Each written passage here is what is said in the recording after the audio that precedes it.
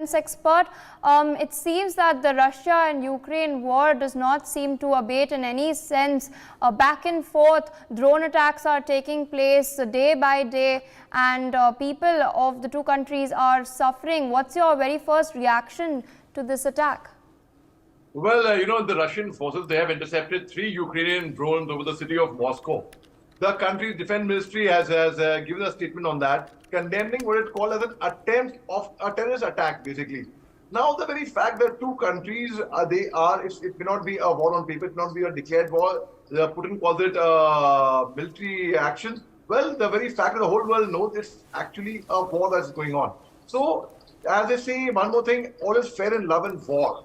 Unfortunately, I hope that should not have been the case. But now, a drone attack earlier, also a couple of months earlier, we saw a drone attack of on President Putin's house, right on his terrace, right on where the flag post is. There was a drone attack again, and no one went harmed in that. Here also nobody went harmed in this. Now there are 2 offices which were damaged, and there were 2 offices blocked. In fact, now that was according to the Moscow's mayor, and they were forced to close the airport in the city for some time.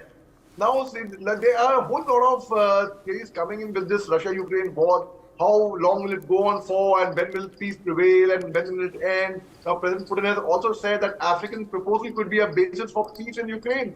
So, Africa could be a key player in providing peace, in brokering peace over there. Then Moscow says Ukraine fired missiles at Russian city, which wounded 20. They have claimed that. And some reports have said unharmed. So that's exactly what is actually in a war, like a scenario, there is a lot of information warfare also takes place. Now, the very fact that when there is information warfare, one does not know which side is winning or losing, because no one wins. Both the sides lose. Now, the very fact is, it's time for the West to come down and then say, okay, enough is enough, let's put an end to it. But the West is not, they're only fueling fire. They are they're providing more weapons to Ukraine. I see that's not the way to actually help Ukraine.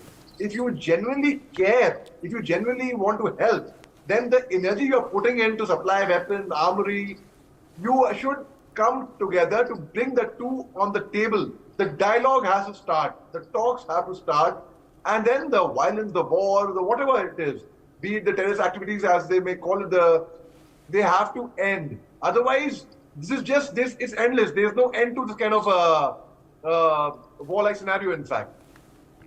All right, with that, I'd like to thank you for joining us on the broadcast, presenting your perspectives on all these developments, whether from Sri Lanka or as far as Russia and Ukraine are concerned.